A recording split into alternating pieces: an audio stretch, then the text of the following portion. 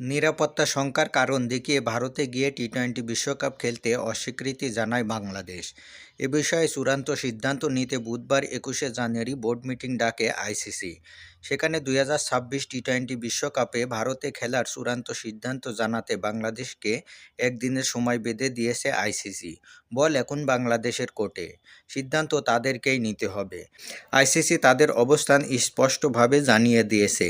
আইসিসির এই বোর্ড সভায় উপস্থিত ছিলেন পাকিস্তান ক্রিকেট বোর্ডের চেয়ারম্যান মহসিন নাকভি, ভারতীয় ক্রিকেট বোর্ড বিসিসিআই সচিব দেবজিৎ সাইকিয়া এবং পূর্ণ সদস্য দেশগুলোর অন্যান্য প্রতিনিধিরা।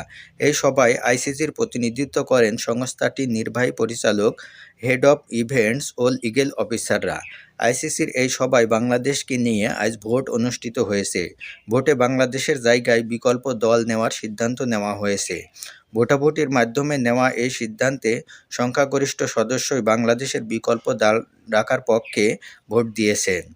বাংলাদেশ যদি শেষ পর্যন্ত তাদের অবস্থানে অনড় থাকে, তাহলে তাদের বিকল্প দল হিসাবে স্কটল্যান্ডকে অন্তর্ভুক্ত করা হতে পারে। এখন বাংলাদেশের উপরই নির্ভর করছে তাদের বিশ্বকাপ ভাগ্য। এর আগে ভেন্যু পরিবর্তন নিয়ে আইসিসি ও বিসিবির মধ্যে একাধিকবার আলোচনা হয়েছে। সেখানে আইসিসি বরাবরই বাংলাদেশকে ভারতে গিয়ে বিশ্বকাপ খেলতে আহ্বান জানিয়ে বলেছে, ভারতে বাংলাদেশের জন্য কোনো নিরাপত্তা শঙ্কা নেই, কিন্তু বাংলাদেশ তাদের অবস্থান থেকে সরে আসেনি। এমন পরিস্থিতিতে শনিবার ঢাকায় আসে আইসিসির প্রতিনিধি। ঢাকার বোর্ড মিটিংয়ে আইসিসি জানায়, বিশ্বকাপ শুরু হতে মাত্র 3 সপ্তাহ সময় বাকি। এত স্বল্প সময়ে ভেন্যু পরিবর্তন কোনোভাবেই সম্ভব নয়। এছাড়া ভার্চুয়ালি যুক্ত হন আইসিসির কয়েকজন প্রতিনিধি।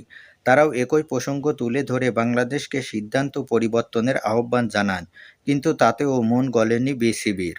এমন পরিস্থিতিতে আজ আইসিসি বোর্ড মিটিং ডেকে তাদের চূড়ান্ত সিদ্ধান্ত জানিয়ে দিল। বাংলাদেশকে একদিনের সময় দিয়েছে তারা। এখন দেখার অপেক্ষা বাংলাদেশ কী সিদ্ধান্ত নেয়।